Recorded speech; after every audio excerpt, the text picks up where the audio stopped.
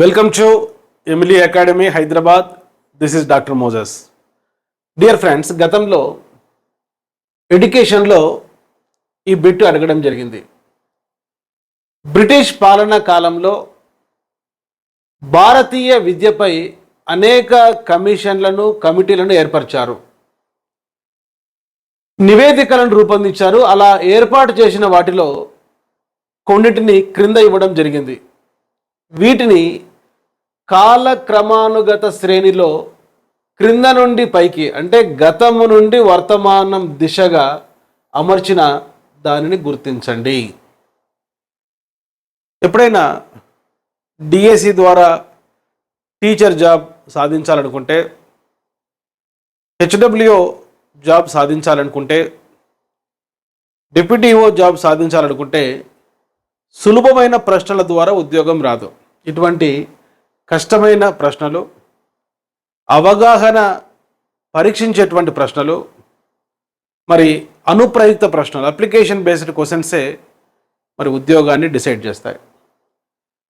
ఈ విధంగా ప్రశ్న మరి రేపు డిఎస్సిలో అడగడానికి అవకాశం ఉంది, హెచ్డబ్ల్యూలో అడగడానికి అవకాశం ఉంది, అదేవిధంగా డిప్యూటీఓలో కూడా అడగడానికి అవకాశం ఉంది. కాబట్టి మరి chronological order, milestones in the history of Indian education, particularly before independence, స్వాతంత్రానికి ముందు బ్రిటిష్ విద్యా విధానంలో వచ్చిన కమిటీలు, కమిషన్లు ఒక ఆర్డర్లో మీరు తెలుసుకోవాలి. చూడండి, 1835లో మెకాలే మినిట్స్ వచ్చింది. 1854లో వుడ్స్ డిస్పాచ్ తన నివేదికను సమర్పించడం జరిగింది. 1882లో మరి హంటర్ కమిషన్ రావడం జరిగింది. 1902లో విశ్వవిద్యాలయాల కమిషన్, 1904లో విశ్వవిద్యాలయాల చట్టం, 1917లో శాడ్లర్ కమిషన్, అదేవిధంగా 1929లో హార్టా కమిటీ, 1937లో ఎబర్చ్ మరియు వుడ్ నివేదిక, బ్రిటిష్ విద్యా విధానంలో చిట్ట చివరి కమిటీ 1944లో సార్జెంట్ రిపోర్ట్స్. ఈ విధంగా మరి సంవత్సరాల వారీగా కమిటీలు, కమిషన్లు గుర్తుంచుకుంటే ఈ ప్రశ్నకు ఆన్సర్ సులభంగా చేయొచ్చు. ఒకసారి మీరు ట్రై చేయండి ఆన్సర్ చేయడానికి ఈ ఇయర్స్ ఆధారంగా. సో మొట్టమొదట వచ్చింది 1835 మెకాలే మినిట్స్ ఇచ్చినటువంటి ఆప్షన్స్లో. సో ఇక్కడ బి ఆప్షన్ చూడండి, మెకాలే మినిట్స్. మెకాలే మినిట్స్ తర్వాత వచ్చింది 1854 వుడ్స్ డిస్పాచ్. నెక్స్ట్ 1882లో వచ్చింది హంటర్ కమిషన్ మరియు బ్రిటిష్ విద్యా విధానంలో చిట్ట చివరి కమిటీ సార్జెంట్ రిపోర్ట్. కనుక ఈ ప్రశ్నకు ఆన్సర్ బి. ఇటువంటి ప్రశ్నలు అడుగుతున్నారు కాబట్టి భారతదేశ విద్యా చరిత్రలో జరిగిన ముఖ్యమైన సంఘటనలు, అవి కమిటీలు కావచ్చు, కమిషన్లు కావచ్చు, విద్యా పథకాలు కావచ్చు, మీరు సంవత్సరాల వారీగా తెలుసుకోవాలి. 712లో మరి అరబ్బులు సింధును ఆక్రమించడం, 1192లో మహమ్మద్ గోరీ మొట్టమొదటి మక్తబ్ ప్రారంభించడం, అదేవిధంగా 1716లో జీజన్ బాల్కు భారతదేశంలో మొట్టమొదటి ఉపాధ్యాయ శిక్షణ కళాశాల ప్రారంభించడం, 1792లో మరి అబ్జర్వేషన్స్ అనేటువంటి పుస్తకాన్ని ప్రచురించడం, అదేవిధంగా 1813 చార్టర్ చట్టం, 1835 Macaulay minutes, 1854 Woods dispatch, 1882 Hunter commission, 1902 విశ్వవిద్యాలయాల కమిషన్, 1904 విశ్వవిద్యాలయాల చట్టం, 1910 గోపాలకృష్ణ గోఖలే తీర్మానం ఉచిత నిర్బంధ ప్రాథమిక విద్యపై, 1917 శాడ్లర్ కమిషన్, 1920 సిఏబిఈ స్థాపన, 1929 హార్టా కమిటీ, 1937 ఎబర్ట్ వుడ్ నివేదిక, 1937 బేసిక్ ఎడ్యుకేషన్ ప్రాతిపదిక విద్య, 1944 సార్జెంట్ రిపోర్ట్. ఆ తర్వాత స్వాతంత్రానంతరం వచ్చిన కమిటీలు, కమిషన్లు, సంస్థలు, విద్యా పథకాలు తీసుకుంటే 1948 Radhakrishnan commission, university education commission. 1951 B G Kher committee. 1952 Mudaliar commission లేక సెకండరీ ఎడ్యుకేషన్ కమిషన్. 1953లో యూజీసీ ఏర్పాటు. 1955లో జి రామచంద్రన్ కమిటీ. 1956లో యూజీసీ ఒక స్వతంత్ర ప్రతిపత్తి గల శాఖగా మారడం. 1957లో మరి national committee on women education Durgabai Deshmukh committee. 1959లో శ్రీ ప్రకాశ కమిటీ. 1961లో ఎన్సీఆర్టీ ఏర్పాటు. 1962లో హన్స్ మెహతా కమిటీ. 1963లో భక్తవత్సలం కమిటీ. 1964లో కొఠారి కమిషన్ ఏర్పాటు. 1966లో కొఠారి కమిషన్ తన నివేదికను సమర్పించడం. 1968లో తొలి జాతీయ విద్యా విధానం. 1971లో మరి నాన్ డిటెన్షన్ పాలసీ ఉమ్మడి ఆంధ్రప్రదేశ్లో రావడం. 1971లో తొలి రెసిడెన్షియల్ స్కూల్ సర్వేలో నల్గొండ జిల్లాలో మరి ఆనాటి ఉమ్మడి ఆంధ్రప్రదేశ్లో ప్రారంభించడం. 1975లో ఎన్సీఎఫ్ తొలి నేషనల్ కరికులం ఫ్రేమ్వర్క్. 1976లో 42వ రాజ్యాంగ సవరణ ద్వారా విద్య ఉమ్మడి జాబితాలో జరగడం. 1977లో ఈశ్వర్ భాయ్ పటేల్ కమిటీ. 1978లో మాల్కమ్ ఆదిశేషయ్య కమిటీ. 1983లో చటోపాధ్యాయ కమిషన్. 1985లో ఇగ్నో ఏర్పాటు. 1986లో నూతన జాతీయ విద్యా విధానం.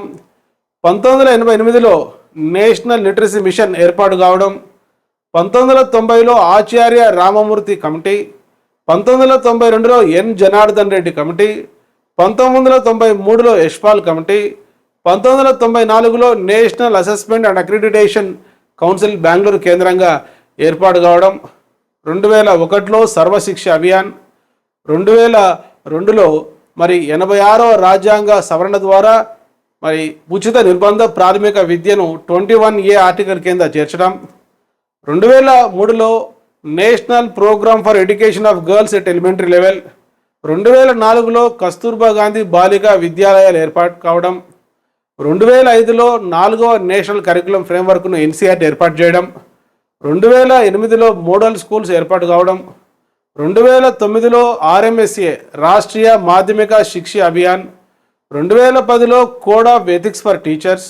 2013లో రాష్ట్రీయ ఉచ్చాతరణ్ శిక్ష అభియాన్ రూసా పథకం ఏర్పాటు కావడం. 2016లో టిఎస్ఆర్ సుబ్రహ్మణ్యం కమిటీ ఏర్పాటు కావడం. 2018లో సమగ్ర శిక్ష అభియాన్ పథకాన్ని మరి అమలు జరపడం. 2020 నేషనల్ ఎడ్యుకేషనల్ పాలసీ వరకు ఈ విధంగా సంవత్సరాల వారీగా వచ్చిన కమిటీలు, కమిషన్లు, సంస్థలు, పథకాలు నేర్చుకుంటే ఇటువంటి ప్రశ్నలకు మీరు ఆన్సర్ చేయొచ్చు. డియర్ ఫ్రెండ్స్, మీరు ఎమిలీ అకాడమీ యూట్యూబ్ ఛానల్లో గతంలో నేను అప్లోడ్ చేసిన వీడియోస్ చూడండి. మరి భవిష్యత్తులో అప్లోడ్ చేసే వీడియోస్ కోసం వెంటనే డాక్టర్ మోజెస్ ఎమిలీ అనే మా యూట్యూబ్ ఛానల్ మీరు సబ్స్క్రైబ్ చేసుకోండి. ఈ వీడియోను మీరు లైక్ చేయండి, మీ ఫ్రెండ్స్కు, బ్యాచ్మేట్స్కు షేర్ చేయండి. ఈ వీడియోను పదే పదే రిపీట్ చేసుకుంటూ మీరు వింటే, నోట్స్ రాసుకుంటే మరి ఈ 10 నిమిషాలలో కనీసం 50 నుంచి 100 బిట్స్ మీరు నేర్చుకోవచ్చు. మరి ఇటువంటి ప్రొఫెషనల్ వీడియో క్లాసెస్ కోసం మీ ఇంటి దగ్గర నుండి మీ మొబైల్ ఫోన్ చూస్తూ మా యాప్ ద్వారా మా క్లాసెస్ వింటూ, నోట్స్ రాసుకుంటూ, topic wise test series practice చేసుకుంటూ డిఎస్సిలో టీచర్ జాబ్ మీరు సాధించాలనుకుంటే, డిప్యూటీఓ జాబ్ మీరు సాధించాలనుకుంటే, హాస్టల్ వెల్ఫేర్ ఆఫీసర్ జాబ్ సాధించాలనుకుంటే వెంటనే మరి ఈ వీడియో డిస్క్రిప్షన్లో ఇచ్చినటువంటి లింక్ ఆధారంగా లేక ప్లేస్టోర్లో ఎమిలీ అకాడమీని టైప్ చేయడం ద్వారా మరి మా mobile app Emily academy install చేసుకోండి. ఈ ఎమిలీ అకాడమీ మొబైల్ యాప్లో డిప్యూటీఓకు సంబంధించిన paper 2, paper 3 education 300 marks, hostel welfare ఆఫీసర్కు సంబంధించినటువంటి మరి పేపర్ 2 ఎడ్యుకేషన్ 150 మార్క్స్ సంబంధించిన కోర్సులు ఉన్నాయి. సీటెట్కి సంబంధించి ఇంగ్లీష్ మీడియంలో చైల్డ్ డెవలప్మెంట్ అండ్ పెడగాజ్ ఉంది. అది AP DSC, Telangana DSC English medium అభ్యర్థులకు ఎంతగానో ఉపయోగపడుతుంది. Child development and pedagogy English medium course. అదేవిధంగా మెథడాలజీ, పర్స్పెక్టివ్స్ ఇన్ ఎడ్యుకేషన్, ఉద్యోగాన్ని డిసైడ్ చేసేటువంటి సైకాలజీ సబ్జెక్టులకు సంబంధించిన టాపిక్ వైజ్ క్లాసెస్ ఉన్నాయి. టాపిక్ వైజ్ టెస్ట్ సిరీస్ ఉన్నాయి. మీరు వెంటనే ఈ వీడియో డిస్క్రిప్షన్లో ఇచ్చిన లింక్ ఆధారంగా Emily academy mobile app install చేసుకొని అందులో స్టోర్ అనే ఫోల్డర్ ఉంటుంది. ఆ స్టోర్ అనే ఫోల్డర్లో నేను చెప్పిన కోర్సులు అన్నీ కూడా ఉన్నాయి. ఈ కోర్సెస్కి సంబంధించి కొన్ని డెమో క్లాసెస్ కూడా ఉన్నాయి. మరి అవి వినండి. క్లాసెస్ నచ్చితే వెంటనే ఈ రోజు నుంచే మరి ఎమిలీ అకాడమీ మొబైల్ యాప్ ద్వారా మీ ప్రిపరేషన్ మొదలుపెట్టండి. కంటెంట్కి సంబంధించి మీరు గవర్నమెంట్ టెక్స్ట్ బుక్ చదివితే సరిపోతుంది. ఈనాడు కంటెంట్ అనేది ఒక 6th క్లాస్ స్టూడెంట్స్ 6 సబ్జెక్టులు అర్థం చేసుకుంటున్నాడు. ఒక 10th క్లాస్ స్టూడెంట్స్ 6 సబ్జెక్ట్స్ అర్థం చేసుకుంటున్నారు. డిగ్రీ చదివిన మీరు, పీజీ చదివిన మీరు, డిఎడ్ చేసిన మీరు ఒక 8th క్లాస్ టెక్స్ట్ బుక్ అర్థం చేసుకోలేరా? అర్థం చేసుకోవచ్చు. కనుక కంటెంట్ అనేది రాకెట్ సైన్స్ కాదు. కానీ రేపు డిఎస్సిలో టీచర్ జాబ్ని డిసైడ్ చేసేది ఈ యొక్క methodology, psychology, perspectives in education. కనుక ఈ క్లాసెస్ వింటూ మీరు నోట్స్ రాసుకుంటూ టెస్ట్ సిరీస్ ప్రాక్టీస్ చేస్తే తప్పనిసరిగా మీరు జాబ్ సాధిస్తారు.